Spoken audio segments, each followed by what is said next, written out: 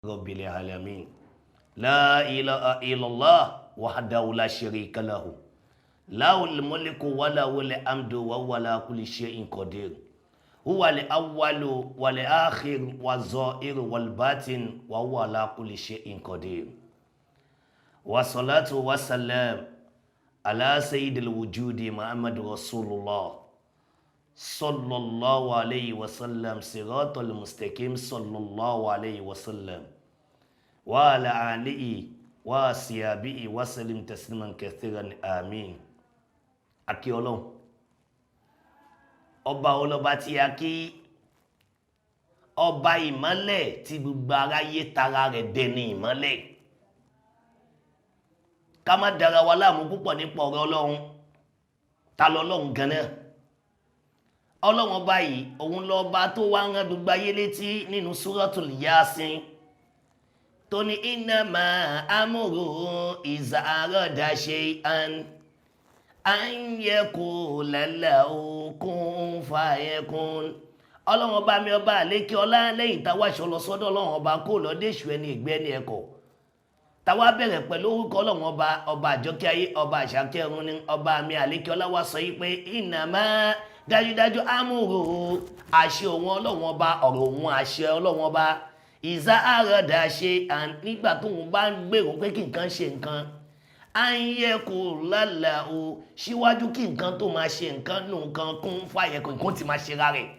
nípò wọn Ọlọ́run kọ̀ ń rò lásán ní pé òun fẹ́ kátẹ́gùn fẹ́ òun fẹ́ kójú owó tí ìlànà sọ síta nǹkan ìyá dẹ̀ ti máa ṣẹlẹ̀ gbé títóbi fún Ọlọ́run. Ọlọ́run ìmọ̀ ló bá tó tóbi jùlọ. A fi ìròyìn eléyìí náà fi kí Ọlọ́run. Tàbá wo bẹ̀ á rí pé àṣẹ là ń pè lọ́lọ́run. Òun ló wá mú mi rántí fún gbogbo sọ̀rọ̀sọ̀rọ̀ ẹja sọ̀rọ̀ sọ. Gbogbo sọ̀rọ̀sọ̀rọ̀ ẹja sọ̀rọ̀ sọ torí pé ọ̀rọ̀ tẹ́ rí yẹn àṣẹ ń bẹ nínú ọ̀rọ̀. Òun ló mú mi rántí ọ̀rọ̀ Ànábì wa Muhammad. Ànábì ní albalahu ma wá ń kálù bẹ́lẹ̀ máa ń tẹ́kì. Ànábì ní àdánwò ọmọ ènìyàn àti fi sórí àwọn rẹ̀. Gbogbo ẹni tó bá ní mo lè sọ kó máa ṣọ́rọ̀ sọ lọ́dọ̀ àwọn tí wọ́n mọ̀ ọ̀rọ̀ gbọ́ àtọ̀dọ̀ àwọn tó mọ̀ ọ̀rọ̀ sọ. Máa dá béèrè kan láàrin yẹn sí gbogbo ayé tí mo fẹ́ jẹ́ kí gbogbo ayé ronú sí nínú sọ̀rọ̀sọ̀rọ̀ àti ṣọ́rọ̀ àti gbọ́rọ̀ tálàgbánú àwọn mẹ́tẹ̀ẹ̀ta kí yẹn máa jẹ́ ìbéèrè fún gbogbo ayé. Ìkẹ́ Ọlọ́run àtọ́lá rẹ̀ kó lọ bá Ànábì wa Muhammad. Ànábì wo là ń sọ ẹni tó já sí pé já átìlì dáwà tí àṣìjá àrùsá àjídàtà tẹ́múṣí ilé àlàásà kìmbílá kọ́dámí. Tó jíṣẹ́ Ọlọ́run bá ń kọjá lọ igi ewé gbogbo nǹkan ìbòjí a máa tẹríba fún nítorí àpọ́nlé rẹ̀ ni. Àṣé àyànfẹ́ Ọlọ́run lànábì, ìdùnnú Ọlọ́run ọba lànábì, ẹni tọ́lọ́run ọba dásà lẹ́sà láàrin àwọn ẹni ẹ̀sà lànábì wa Muhammad, ìmáàmù gbogbo ayé, olùwòsàn gbogbo ayé. Òun lọ́lọ́run bá fi sọ́nà Al-Qur'an Al-Karim ó ní fazekir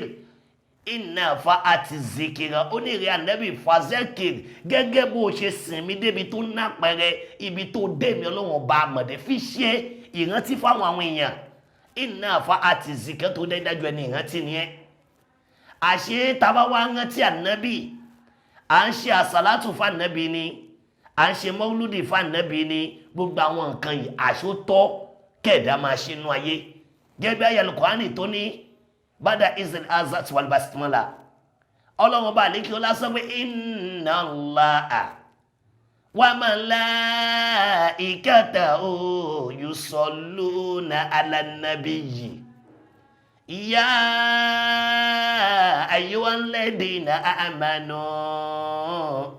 sallu alayhi wa sallimu taslima. Ọlọ́run bá lékè ọlá ní inna Allaha dájúdájú wọn Ọlọ́run ọba wa malaikatahu àtàwọn màláíkà òun yusalluna ala nabi àwọn ń ṣe àsàlátù fún ànábì àwọn sì tún máa ṣàsàlátù lọ fún ànábì wa Muhammad àárín yẹn fílùl mudọ́ríù tó jẹ́ ti ádìrù ní lọ́dọ̀ àwọn oníkéwú fílùl mudọ́ríù tó jẹ́ ti mustakibaru ní lọ́dọ̀ àwọn oníkéwú torí pé ohun tó ń ṣẹlẹ̀ lọ́wọ́lọ́wọ́ lọ́rọ̀ tọ́lọ́run sọ yẹn tí ó tún máa ṣẹlẹ̀ lọ́jọ́ iwájú ni ìkẹ́ Ọlọ́run àtọ́lá rẹ̀ kó lọ bá ànábì wa Muhammad Ọlọ́run ní yá ayọ́ alladhina amanu mo pẹ̀yọ́ nígbàgbọ́ òdodo kò ṣe ní yá ayọ́ alladhina mùsùlùmí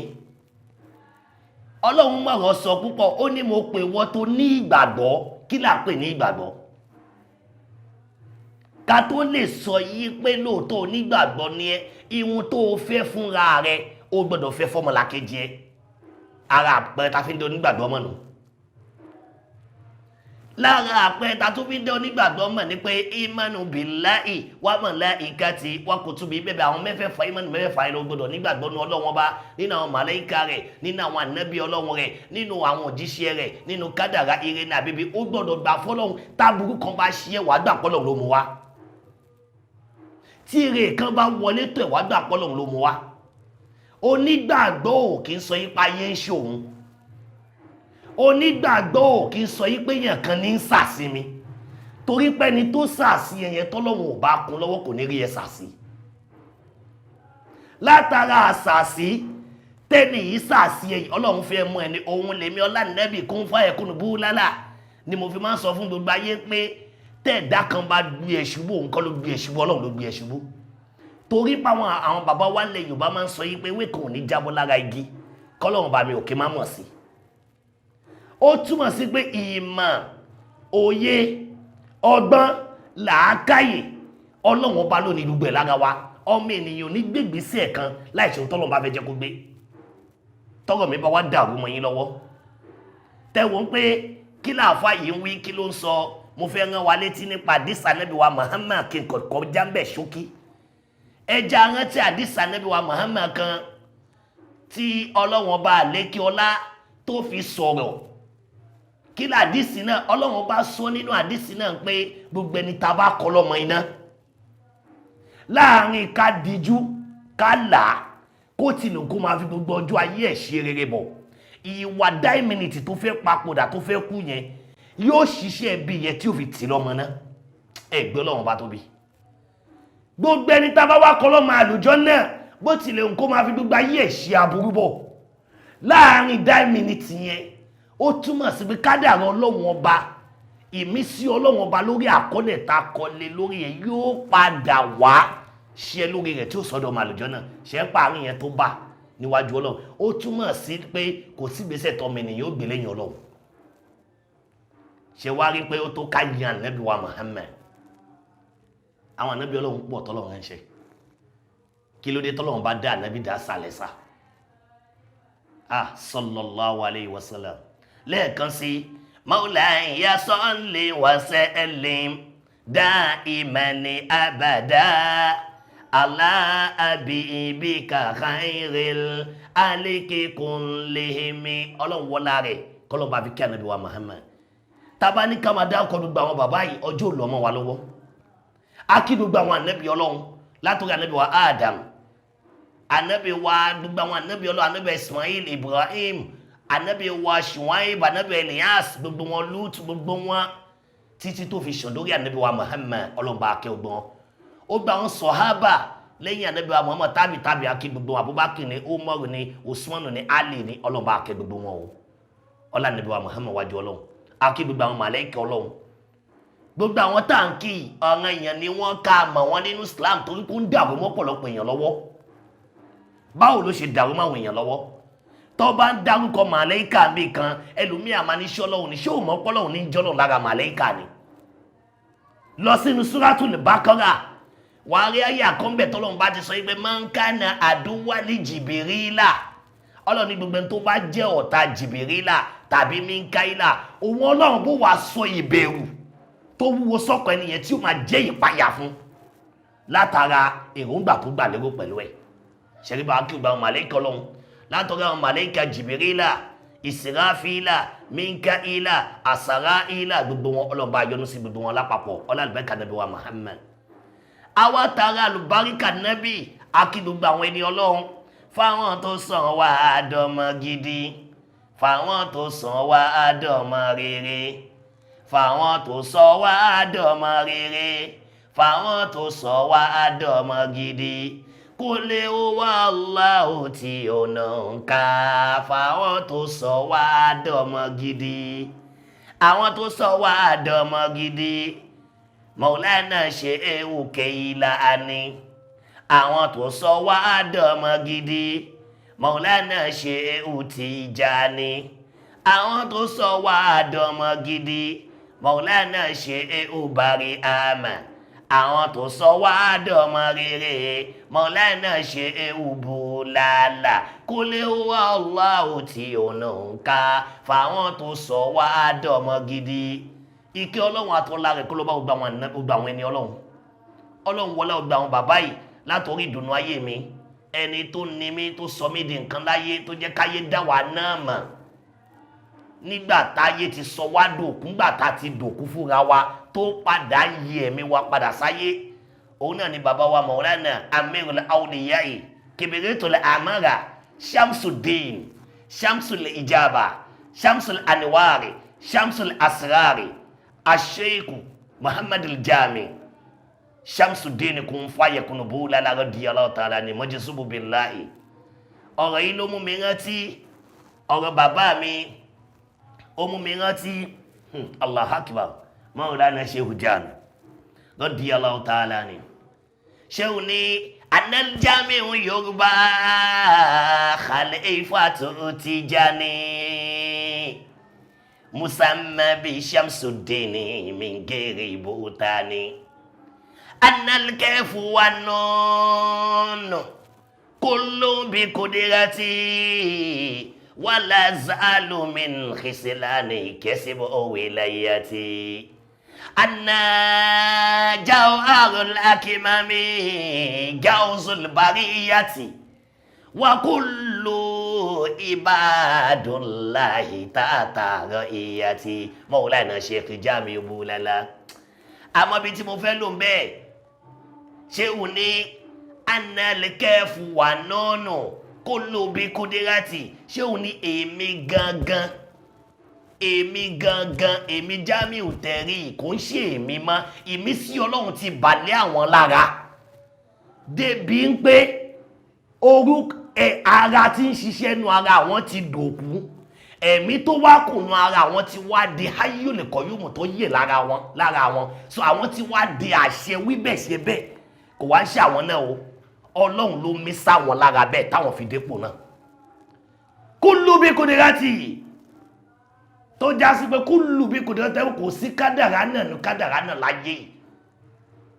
tí mímọ̀ pa kádàrá yìí ò ní yé mi Maulana Shehu Jami ṣé ò ní kò tí sí ó túmọ̀ sí pé ọba tó ní wọ́n mí sí wọn lára débi pé gbogbo òye lọ́lọ́run fi yé Maulana Shehu Jami àǹfààní Ọlọ́run àtànẹ́bì lára Maulana Shehu Jami òun làwa tá à ń sọ̀rọ̀ yìí náà wá jẹ lẹ́nìí látara bàbá Maulana Sheikh Lukman Ikimatal Hakim Jami Bulala Ọlọ́run dákun bá gùn wọ́n dẹ́mi Ọlọ́run má jẹ́ kí gbàdá àgùn mọ́ wọn lọ́wọ́ ọlọ́lùbẹ́ka àwọn ènìyàn Ọlọ́run pẹ́sẹ̀tì gbogbo ayé nù Ọlọ́run bá gùn bàbá mi lẹ́mi ọlọ́lùbẹ́ka àwọn ènìyàn Ọlọ́run akí bàbá Maulana Shehu Jami tàbá ní ká wọnú ipò Maulana talentọ́ pé ní Maulana Shehu Jami ìrìn àjò fẹ́ torí kún jẹ táwà ń jẹ táàmù tàfi sùn tàfi ń jinú àti ara Maulana Shehu Jami àfikí bàbá Maulana Sheikh Alhaji Ibrahim Niyas Ọlọ́run bá wa kẹ́ wọn Sheikh Ahmed Tijani Ọlọ́run bá wa kẹ́ wọn Sheikh Abdul Qadir Kelani Wajilani Ọlọ́run bá wa kẹ́ wọn ìmọ̀lá nàbí Ọlọ́run bá fi kẹ́ gbogbo àpapọ̀ àwọn ẹni Ọlọ́run gbogbo àwọn àfọ àtàṣoríire látara wọn táàmù mímọ̀ látara wọn Ọlọ́run dákun bá yọ́nú sí gbogbo wọn èyí tó wà láyé nu wọn Ọlọ́run má jẹ́ kó kánjú kú Ọlọ́run bá gàn lẹ́mìí èyí tó sì ti lọ Ọlọ́run bá ṣàforíjì fún wọn ọlọ́lùbáríkà àwọn ẹni Ọlọ́run àwọn òbí wa tọ́bí wa sáyé Allahu Akbar wa aujaba akọ wa lìdé ní wa sheikhawo wa sultan baladi la tẹkùn kalibara imi akẹ́ àwọn òbí wa Ọlọ́run dákun bá gùn wọn lẹ́mìí o àwọn tó ti lọ nínú àwọn òbí ẹnì kankan wa Ọlọ́run bá foríjì wọn bisimilayi kulu wàlá àwọn tó sì wà láyé nínú àwọn òbí wa tí wọn ò tí ì lọ tó ń bẹ láyé ọlọ́mọjọ kanjú kọ́lọ́jọ jẹ wọn mọ́ pẹ́ ọlọ́jẹ ká náà sì rí wọn pẹ́ ọlọ́lùbẹ́ka nàbí wa Muhammad lára bàbá wa Mawlana Sheikh Jami kún fún ẹkùn bó lálá radiyallahu ta'ala bisimilayi náà àtẹnà fún gbogbo wọn àmín. Allah akbar. Akí gbogbo wa pátá, akí gbogbo ẹ̀yin bàbá wa tẹ́ ń gbọ́ wa nílé,